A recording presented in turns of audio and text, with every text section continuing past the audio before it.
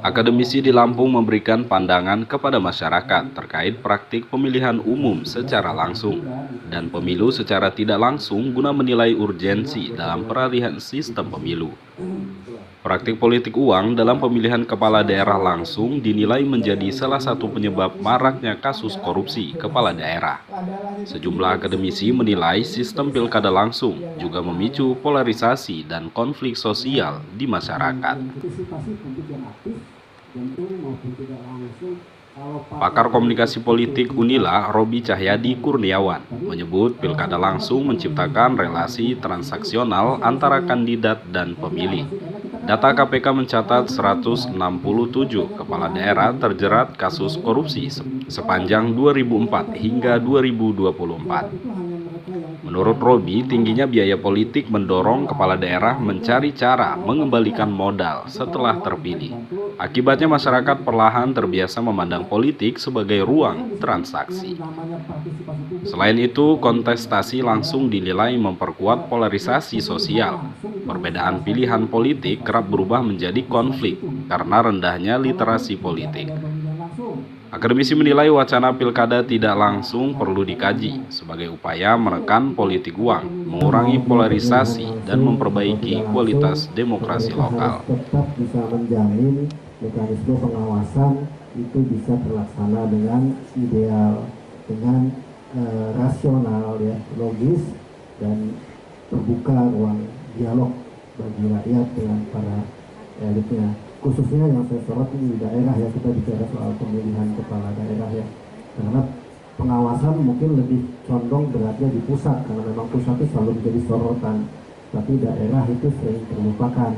Mungkin teman-teman media bisa membantu gitu, ya, bahwa supaya proses pengawasan itu bisa tetap berjalan dengan maksimal di daerah, ya, dengan membuka ruang bagi atau menjembatani antara pemerintah daerah dengan publiknya.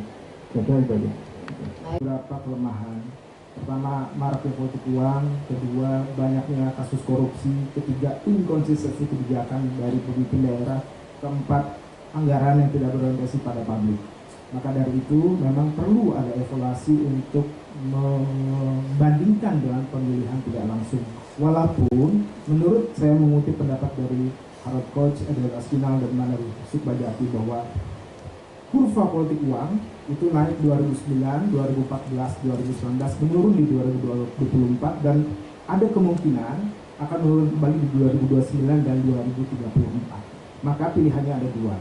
Kita akan tetap melaksanakan pemilihan langsung di semua jenjang, baik itu presiden, legislatif, DPR, gubernur dan wali kota dan bupati, tapi dengan beberapa catatan. Misalnya pengetatan anggaran, terus pengurangan anggaran, ya, karena orientasinya adalah kepada pemilih, dan melakukan edukasi yang lebih baik kepada publik untuk memilih. Yang kedua, kita beralih ke pemilihan tidak langsung dengan catatan kita melakukan itu di pemilihan gubernur terlebih dahulu di 2029. Karena kenapa? Karena gubernur adalah perpanjangan tangan dari pemerintah pusat agar praktek-praktek kegiatan program dari pusat itu dilaksanakan oleh daerah. Setelah itu dilaksanakan, jika itu berhasil, silahkan dilakukan evaluasi kembali untuk beralih dari pemilihan langsung ke pemilihan tidak langsung. Kenapa seperti itu, teman-teman? Karena memang saya sepakat bahwa proses pemilihan, baik langsung maupun tidak langsung, itu memiliki kelemahan dan kelebihannya masing-masing. Dan itu hanya sebagai salah satu cara untuk memilih para pemimpin yang akan memimpin negeri ini.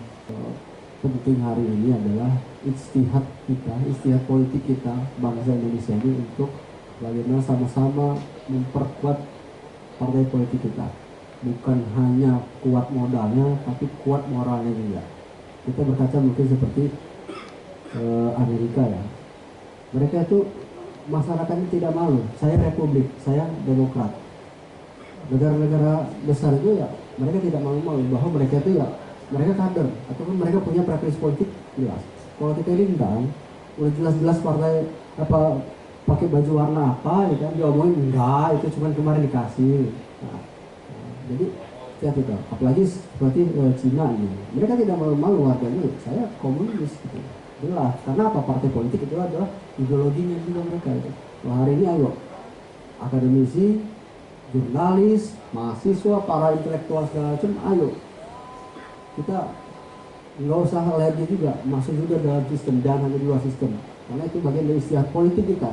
Karena kalau kita membuat partai mungkin belum kuat ya kan, tapi ya dimulai. Itu nggak apa-apa bikin partai ataupun masuk ke partai-partai yang sudah mapan, kemudian kita strategi kuda troyal ya, bagusin partai politik dari dalam. Itu pertama. Kedua, kalaupun terkait dengan berbagai polemik-polemik, ekses-ekses, dampak-dampak negatif yang terjadi dengan pilkada hari ini, ya menurut saya perbaiki sistemnya.